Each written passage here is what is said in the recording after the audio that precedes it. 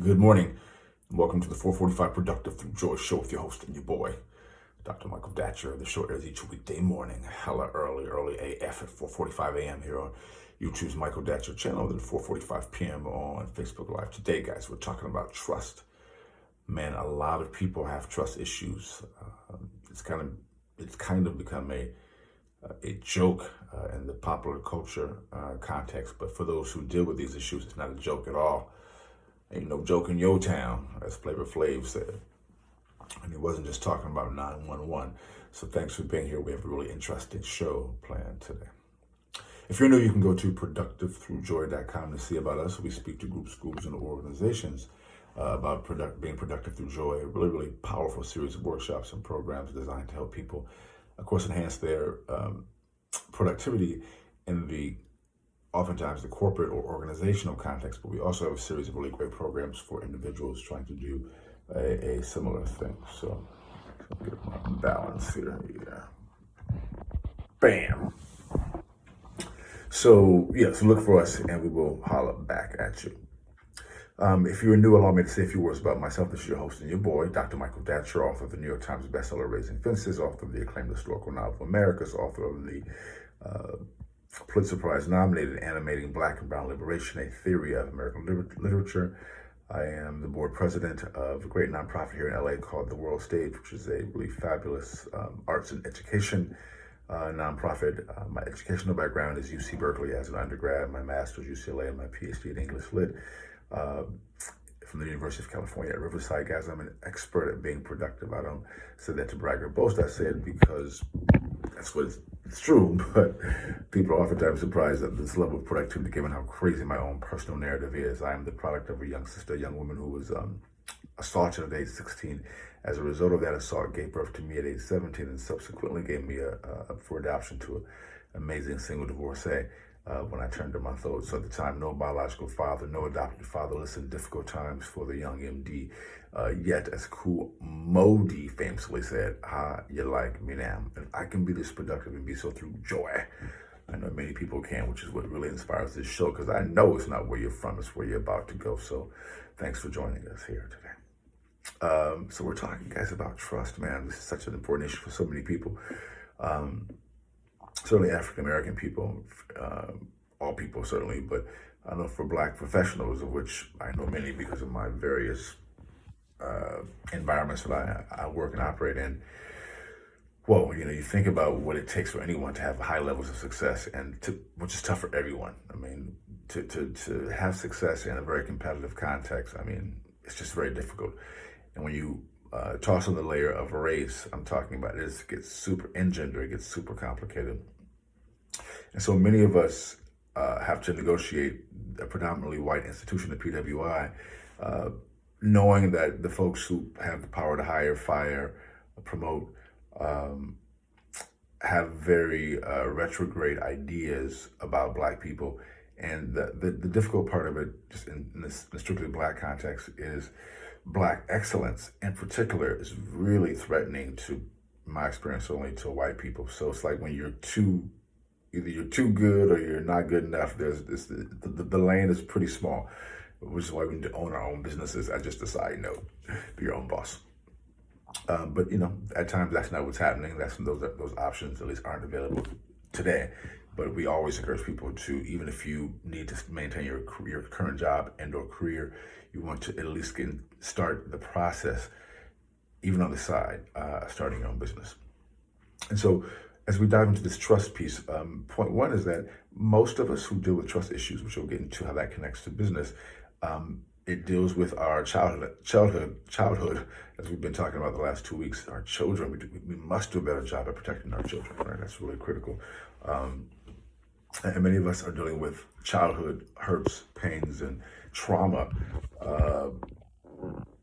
from early on, 3, 4, 5, 6, 7 years old, and it's still in many ways defining us today. That's so many people. I know if we're having a real honest discussion, that may be a lot of people watching the show today. So it isn't a thing to be ashamed about. It's just a thing to have to deal with in a way that's needs to be prioritized. So point one is we encourage people to do their own, what we call personal due diligence. You have to deal with your issues, because they can. As a side note, I used to. So throughout my adult life, I'm interested in justice. So I find that it's best to aggressively seek justice in community. To organize people, organize ourselves, talk, have discussion, strategize, and then take action. So when I was at UCLA and getting my master's at the time, I organized African American male, kind of a discussion group, strategizing group in my apartment. And so, long story short, there were probably like 13 to 14 black men, different ages, different class backgrounds, and the oldest brother was like in his like late to mid to late 70s, a professional, successful black man. And so in our meeting, and we would choose a topic, a theme for each week for our discussion. We met on, I think, on Sundays at the time. And we were talking about relationships. And at one point in this discussion, he was sharing about this girl when he was 16 who had really done him wrong, or maybe it could have been a little early, maybe 15, who did him dirty. And there's just the passion in his voice. At the age of 74, he was still holding on to that. I mean, think about that, 60 years holding on to a teenage heartbreak. And that's just it's not funny, but it's an insightful example of just one situation that for many of us, when we're much younger than 16, when we're 8, 9, 6, 5, 4, there's some violation, there's some betrayal, there's some heartbreak, and we don't have the wherewithal at that age to really deal with it. And so that issues that result from that trauma follow us into our professional and personal lives as adults. And I'm telling you, it's destabilizing for so many people, guys, including me at certain points in my own life, certainly, which is why the point is point one. You want to do your due diligence and address those issues. We encourage people to get therapy if that's what works for you. We encourage people to do the internal work. If you know the show, we talk about meditation, various types of spiritual modalities. Get that work done, whatever it takes. Point two is that you want to not just get the work done, but get the work done and use that work to go into action. Because as the old ones say, I revised it a little bit, which is I have a testimony because I've been tested. Sometimes those traumatic experiences can help us if we can survive them. I mean, there's going to be some blowback and some difficulty and some negative externalities for sure. And surviving that stuff, though, it does make us stronger, which goes right into point three. As you begin to do the work of addressing issues, going into action, what you will find is that as a person who has a story to tell, that you can inspire other people, because so many people have issues. You can really be of service. That's why I tell my own story, my biographical brief story each show, because people see me, they think, oh man, you've done all this stuff, you have a silver spoon, and I almost I don't even respond. I just shake my head and I was like, I don't even say anything. I was like, I do that, But I like to share that story so people can know you can come from somewhere like from where I come from, and do not what I do, but do your own thing in a way that's a super high level articulation of your purpose and your dreams, etc. So, and that will lead you to inspire people in your spheres of influence. And that's the key, when you can inspire people in your spheres of influence, because it is a sphere of influence that comes back and also ends up re-inspiring you. I mean, I think about my students. I've taught so many students over the years as a professor.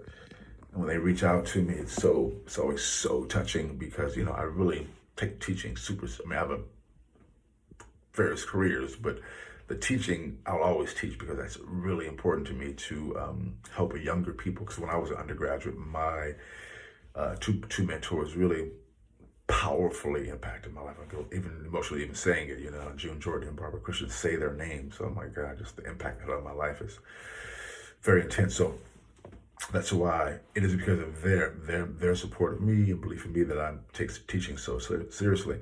And so when I say all that to say that you want to be able to inspire those who are around. Boom goes the dynamite. We'll see you guys tomorrow, this afternoon at 4:45 p.m. Until then, let's talk about it and be about it. Deuces.